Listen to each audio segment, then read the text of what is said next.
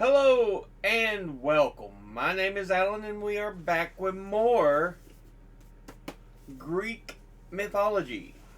Today we are going to be starting the reading on the actual Trojan War. So with that said, let's jump into this.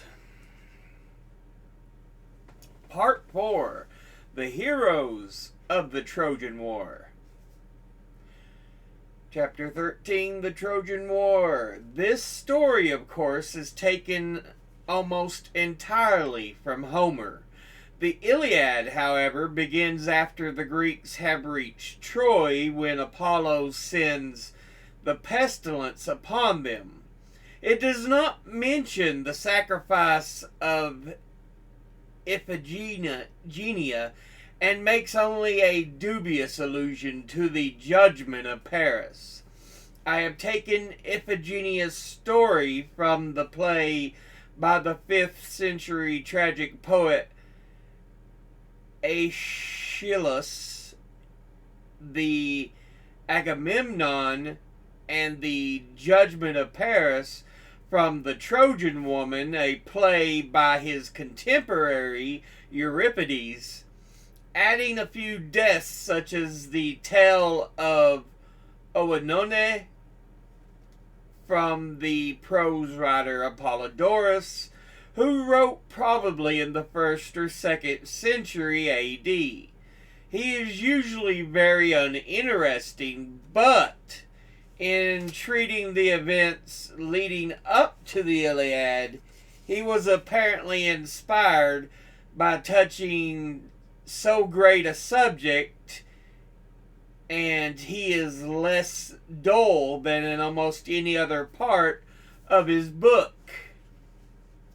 More than 1,000 years before Christ, near the eastern end of the Mediterranean was a great city, very rich and powerful, second to none on earth. The name of it was Troy, and even today no city is more famous.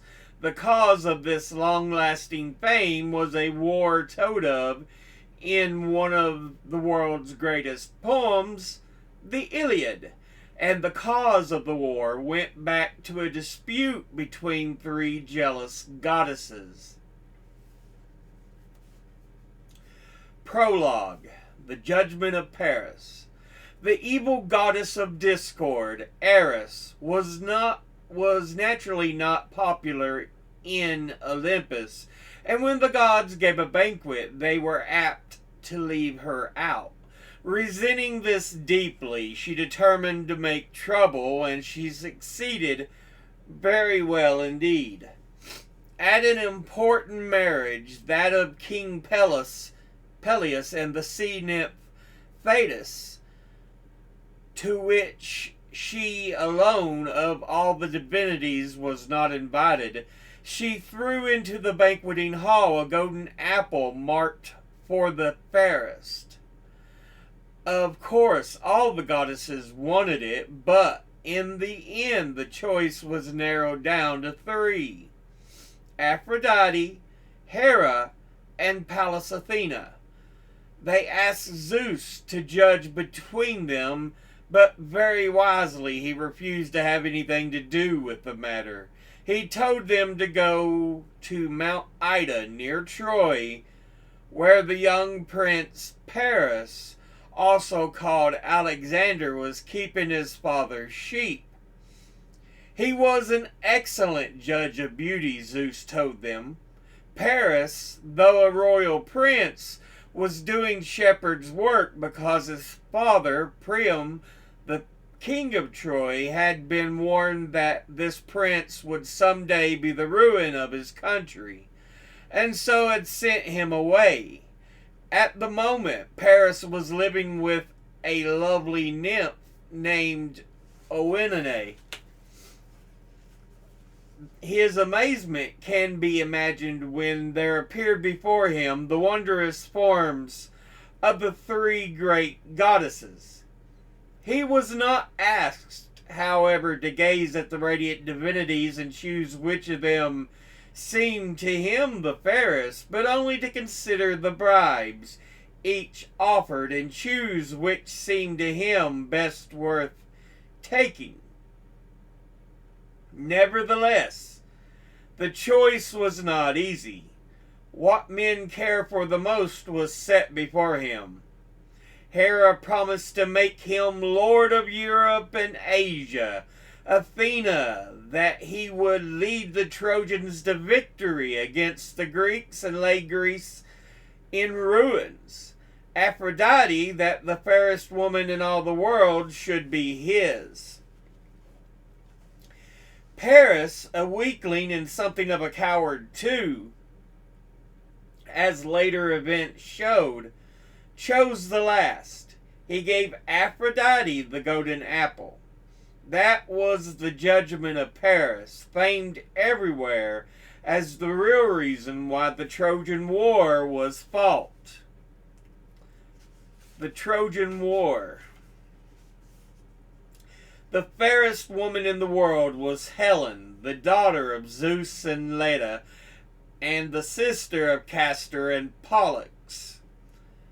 She was the report of such as was the report of her beauty that not a young prince in Greece but wanted to marry her. When her suitors assembled in her home to make a formal proposal for her hand, they were so many and from such powerful families that her reputed father, King Tyndareus, her mother's husband, was afraid to select one among them, fearing that the others would unite against him.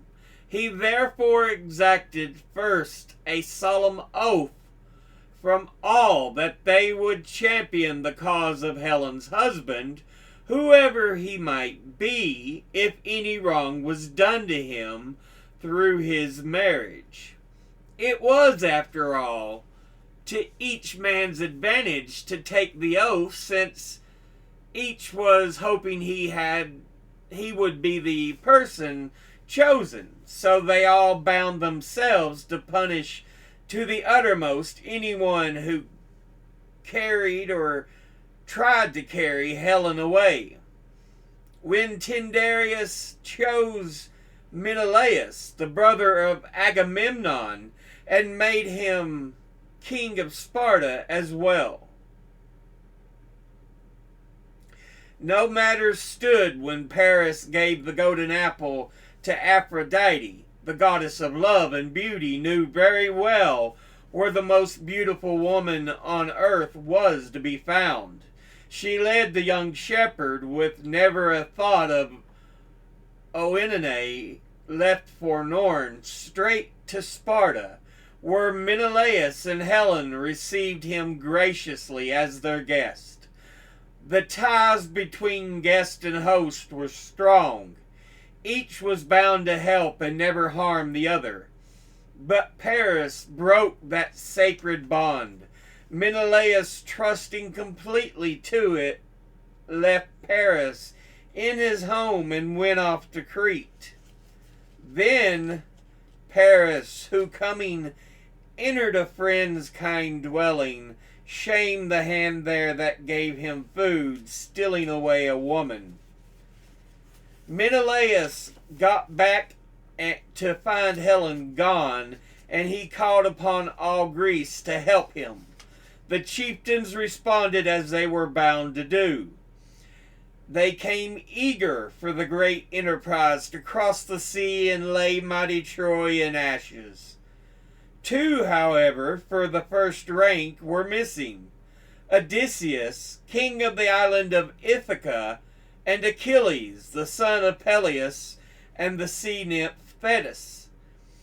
Odysseus, who was one of the shrewdest and most sensible men in Greece, did not want to leave his house and family to embark on a romantic adventure overseas for the sake of a faithless woman.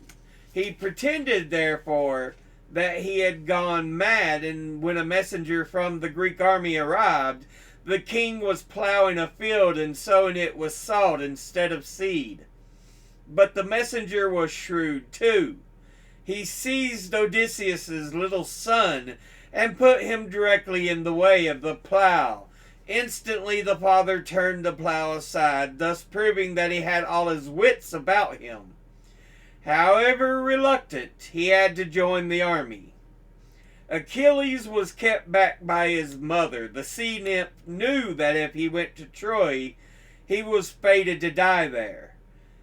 She sent him to the court of Lycomedes, the king who had treacherously killed Theseus, and made him wear women's clothing and hide among the maidens.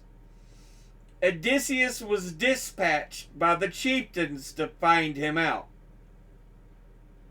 Disguised as a peddler, he went to the court where the lad was said to be, with gay ornaments in his pack, such as women love, and also some fine weapons. While the girls flocked around the trinkets, Achilles fingered the swords and daggers. Odysseus knew him then, and he had no trouble at all making him disregard what his mother had said and go to the Greek camp with him. So the great fleet made ready. 1,000 ships carried the Greek host. They met at Aulis, a place of strong winds and dangerous tides, impossible to sail from as long as the north wind blew. And it kept on blowing day after day. It broke men's heart, spared not ship nor cable. The time dragged, doubling itself in passing. The army was desperate. At last, the soothsayer Calchas declared that the gods had spoken to him. Artemis was angry.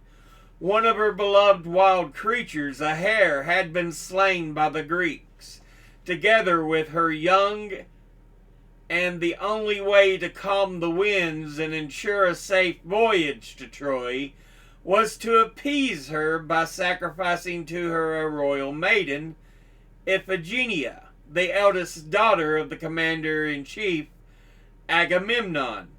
This was terrible to all, but to her father hardly bearable. If I must slay the joy of my house, my daughter, a father's hand stained with dark streams flowing from blood of a girl slaughtered before the altar. Nevertheless, he yielded. His reputation with the army was at stake, and his ambition to conquer Troy and exalt Greece. He dared the deed, slaying his child to help a war. He sent home for her, writing his wife that he had arranged a great marriage for her, to Achilles, who had already shown himself the best and greatest of all chieftains. But when she came to her wedding, she was carried to the altar to be killed. And all her prayers, cries of "Father, Father," her maiden life, these they held as nothing, the savage warriors battle mad. She died, and the north wind ceased to blow, and the Greek ships sailed out over a quiet sea. But the evil prince they had paid was bound someday to bring evil down upon them. Evil price they had paid. When they reached the south of Simonus, one of the rivers of Troy, the first man to leap ashore was Protesilaus. It was a brave deed, for the oracle had said that he who landed first would be the first to die. Therefore, when he had fallen by a Trojan spear, the Greeks paid him honors, as though he were divine, and the gods, too, greatly distinguished him. They had Hermes bring him up from the dead to see once again his deeply mourning wife, Laodamia. She would not give him up a second time, however. When he went back to the underworld, she went with him. She killed herself. The 1,000 ships carried a great host of fighting men, and the Greek army was very strong. But the Trojan city was strong too. Priam, the king, and his queen Hecuba, and many brave sons to lead the attack and defend the walls, one above all, Hector, than whom no man anywhere was nobler or more brave, and only one a greater warrior, the champion of the Greeks, Achilles. Each knew that he would die before Troy was taken. Achilles had been told by his mother, "Very brief is your lot. Would that you could be free now from tears and troubles, for you shall not long endure, my child, short-lived beyond all men and to be pitied." No divinity had told Hector, but he was equally sure. "I know well in my heart and in my soul," he said to his wife Andromache, the day shall come when holy Troy will be laid low, and Priam's people. Both heroes fought under the shadow of certain death. For 9 years victory wavered, now to his side, now to that. Neither was ever able to gain any decided advantage. Then a quarrel flared up between 2 Greeks, Achilles and Agamemnon, and for a time it turned the tide in favor of the Trojans.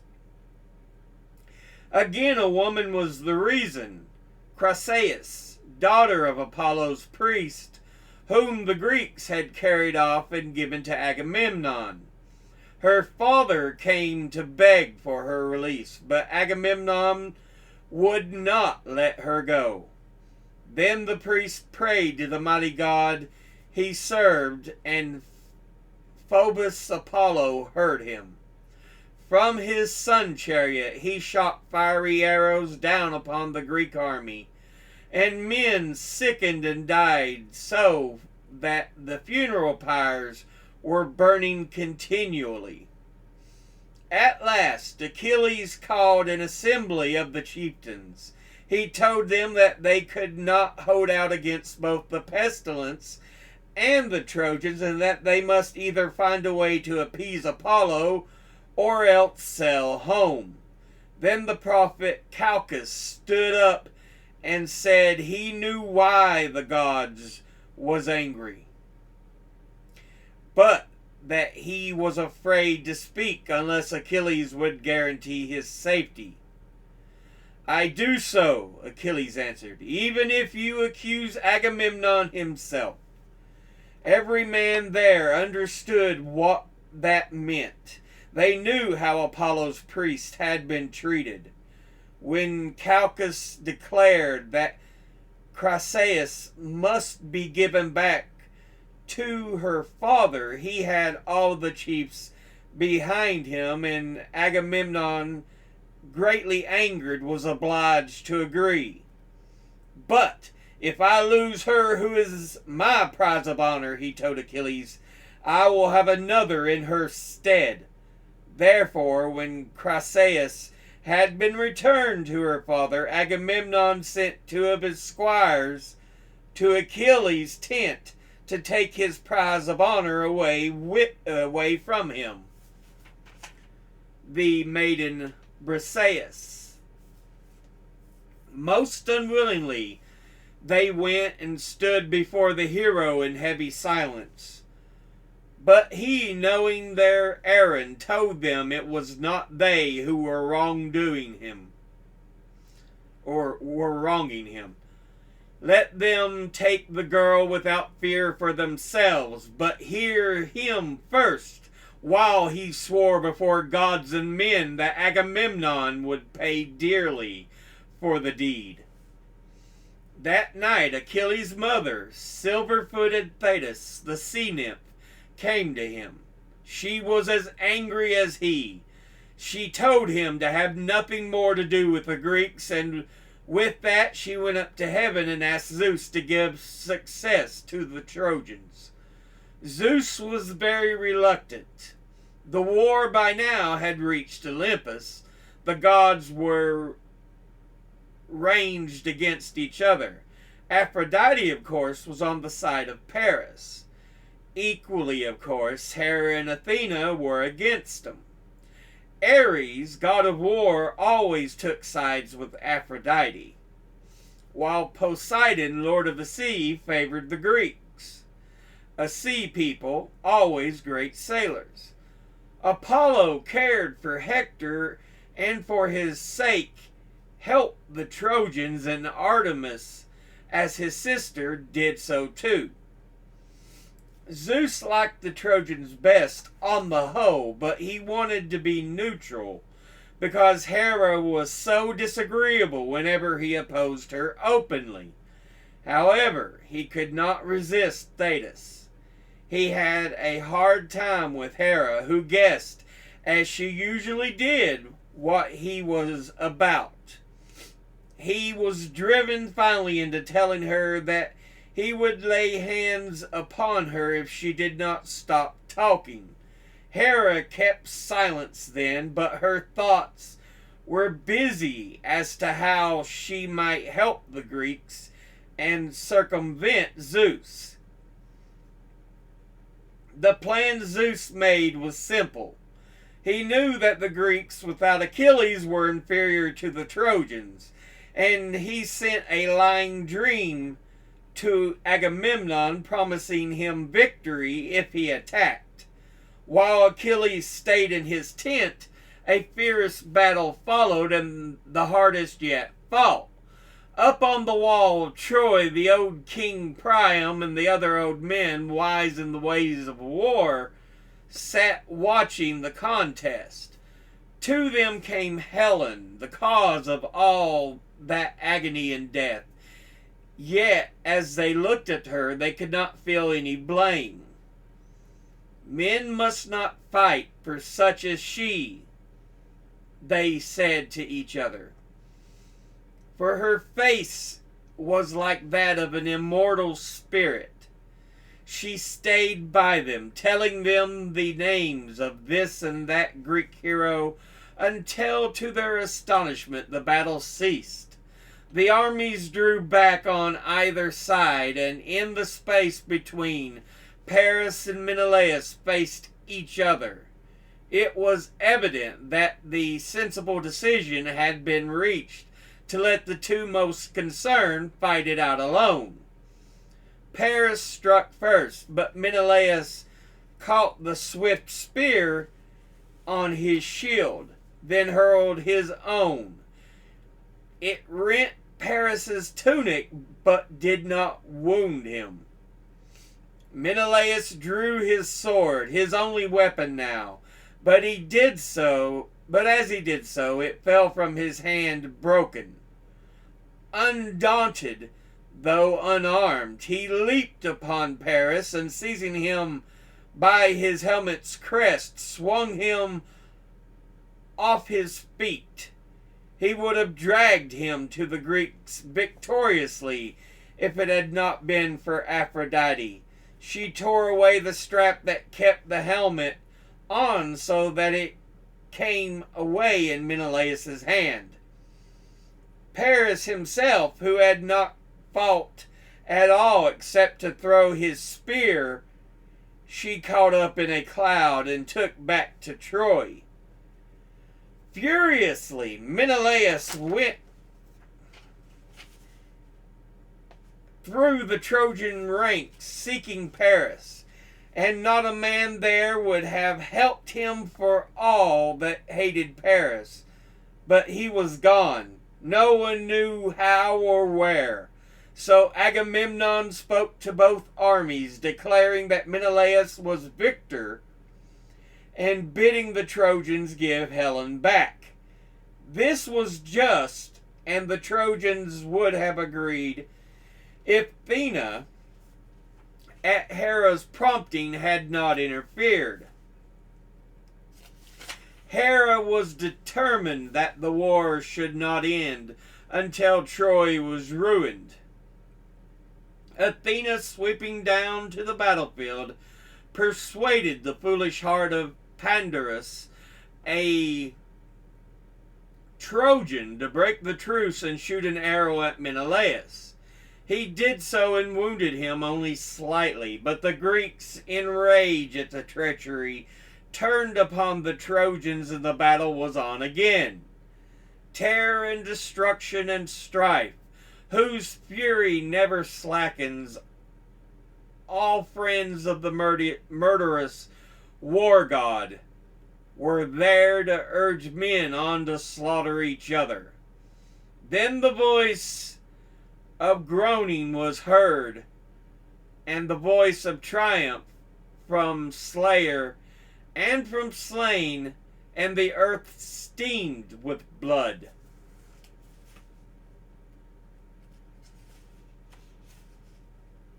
But we'll go ahead and end this episode right there. So yeah. So we've seen how the Trojan War was supposed to have started.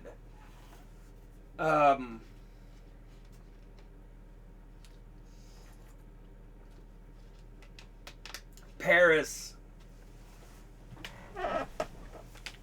desired a beautiful woman when offered to him as a choice of the three goddesses.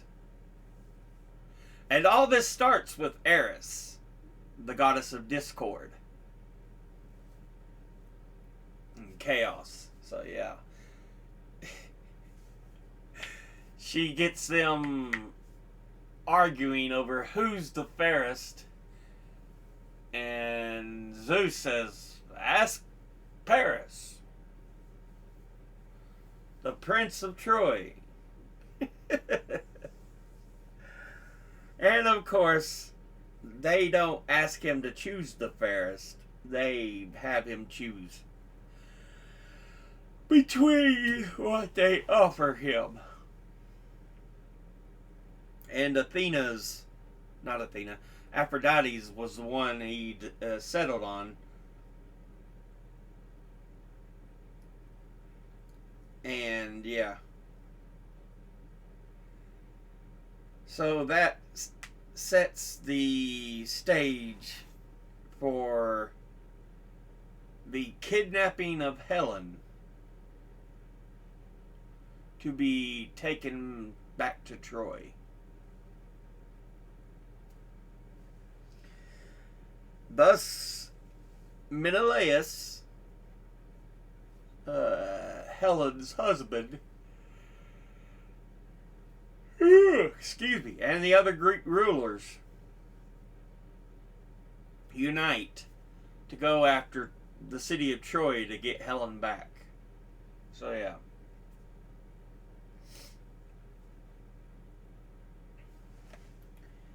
But yeah, the battle between Hector and Achilles, two men who felt they were fated to die, that goes on for 9 years?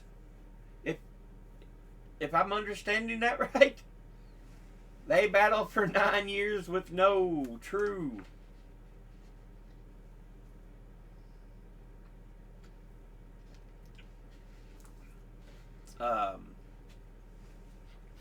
victor, or are they just talking that Hector and Achilles had the first battle and the war itself raged on for 9 years? Not necessarily the battle between Hector and Achilles. I'm not sure. But yeah.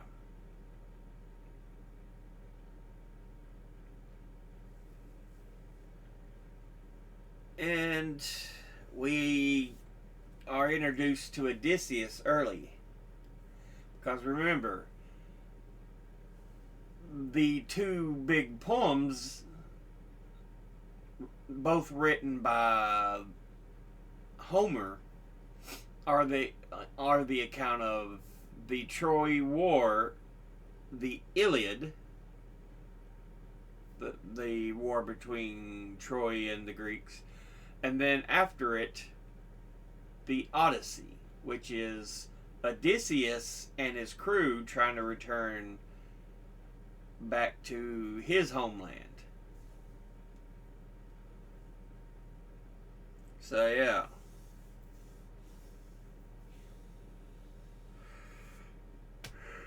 But right away, we see Odysseus is fairly clever. He tries to avoid the war by pretending he had gone mad, plowing the fields and sowing them with salt instead of seed. But yeah.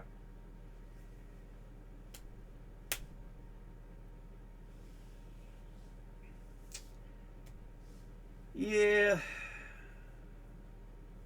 But that'll be all for now. As always, educate thyself. Think, read, study, learn. Someone tells you something you have trouble believing, ask them to cite their sources. Sorry for all the yawning. Thank you for watching. I'll see you all in the next one. Until then, later.